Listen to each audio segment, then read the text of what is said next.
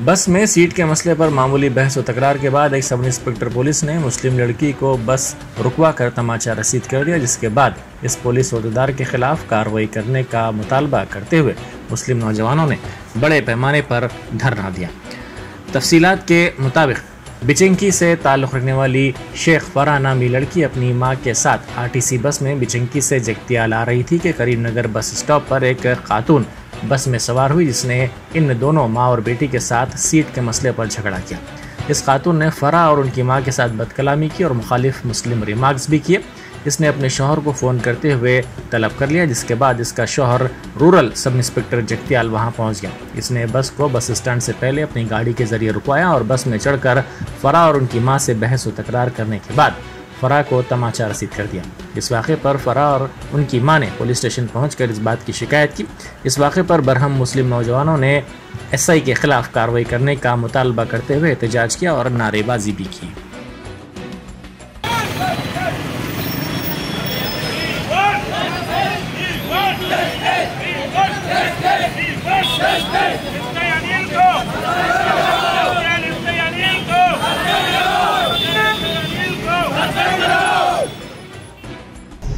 నేను సిద్దిపేట నుంచి వస్తున్నానండి. జగిత్యాల బస్సులో వస్తున్నాను. డైరెక్ట్ జగిత్యాల బస్సు వచ్చేటప్పుడు కరీంనగర్ బస్ స్టాండ్లో ఒక ఆమె ఎక్కింది.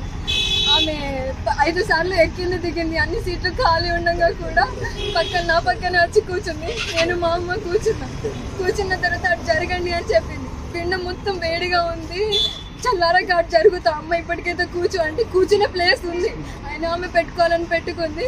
ముస్లిమ్స్ లంజలు ఇంతే, ముస్లిం పిచ్చకొండలు ఇంతే అని గలీజ్గా కూర్చొని చెప్పింది.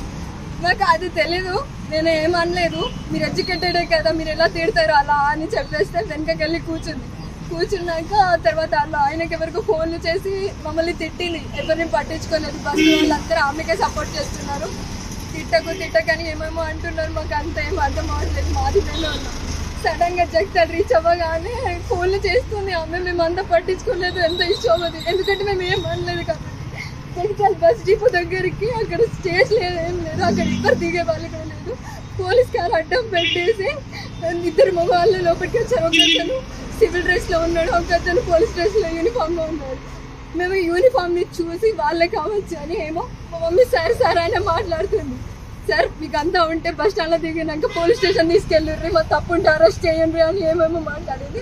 నేను ఎక్స్ప్లెయిన్ చేస్తున్నాను, మీ ఆమెనే పిచ్చకుండా అని ఏదో తిట్టింది అని చెప్పాను.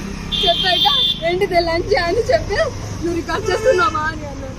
అంటే అవును రికార్డ్ చేస్తున్నా అని అంటే నా ఫోన్ లాక్కొని పగలగొట్టేసి వాళ్ళ దగ్గరనే ఉంది నా ఫోన్ హ్యాండ్ పట్టుకొని నా చెడ పట్టుకొని బస్ డిపో చౌరస్తా దగ్గర తీసుకొచ్చి నన్ను కింద పడేసి చెవుల మీద రెండు కొట్టి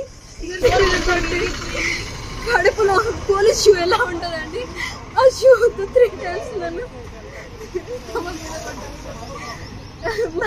500 members నన్ను అలా కొడుతున్న. ఎవ్వరు మధ్యలోకి రాలేదు. అతను పోలీసు అని నాకే తెలియదు, అతను ఎవరో కూడా నాకు తెలియదు. ఇప్పుడు తెలిసిందంట ఇక్కడ 2 టౌన్ ఎస్ఐ అంట అనిల్ కుమార్ అని నాకు తెలియదండి, ఇప్పుడు తెలిసింది. ఎస్పీ ఆఫీస్కి వెళ్తే అక్కడ కూడా న్యాయం జరుగుతలేదు. 1.5 గంటల నుంచి నేను ఇలా షివర్ అవుతూ ఇది ఫ్లడ్ పోతూ అక్కడ ఉంటే కూడా ఎస్పీ సార్ వచ్చారు. ఇప్పుడు వెనుక వాళ్ళ కార్ వచ్చింది, ఆ కార్కి నెంబర్ కూడా లేదండి, నెంబర్ ప్లేట్ కూడా లేదు. అలాంటి కార్ మన ఎస్ఐ అనిల్ కుమార్ వేసుకొని వచ్చారు. Police station SI Anil Kumar करते हुए उसको भेजा, तरीके से मारा है, पेट में लात लेके मारा है और सेल फोन फोड़ दिया है। लिहाजा कोरोटले की नौजवान पूरे आज अम्बेडकर चौरस्ता बस स्टैंड पर हजारों की तादाद में जमा हुए और मुतालबा कर रहे हैं कि फौरन रूरल एसआई अनिल को सस्पेंड और सर्विस रिमूव किया जाए। ये हमारा डिमांड है हुकूमत के आला अहदेदारों से।